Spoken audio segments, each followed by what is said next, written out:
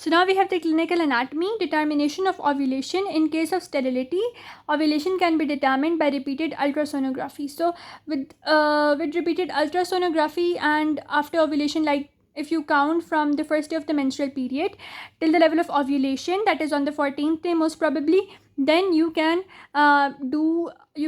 actually get to know the ovulation taking place after repeated experiments or repeated ultrasonography in the same period of the time, like on the 13th day, 14th day, 15th day, like that.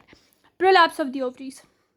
They are supported, as you know, ovaries are supported by the broad ligament of the uterus. Then we have the ovarian ligament, which is on this side, then the suspensory ligament on the lateral side.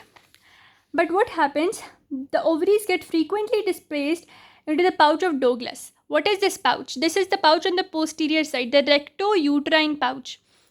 And they can be palpated by per-vaginal examination, where you insert your digit into the vagina. And then we have the ovarian cyst. What happens actually is that due to the development of the polycystic ovaries, what is that?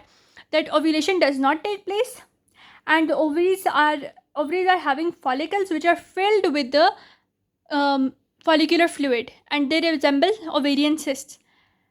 And multiple small theca lutein cysts involve ovaries. Both the ovaries in cases of the Steen-Leventhin syndrome. The ovaries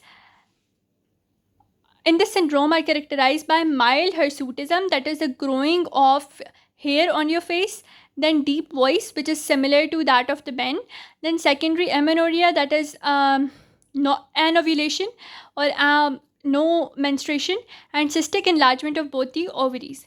Now carcinoma of the ovary, that is the development of malignant tumor in the ovary, is common, and it accounts for 15% of the cancers and 20% of gynecological cancers. And they are commonest site in the abdomen for endometriosis. What is endometriosis? The growth of the uterus tissue outside the uterus into the pelvic cavity, and the ovaries are major sites of endometriosis.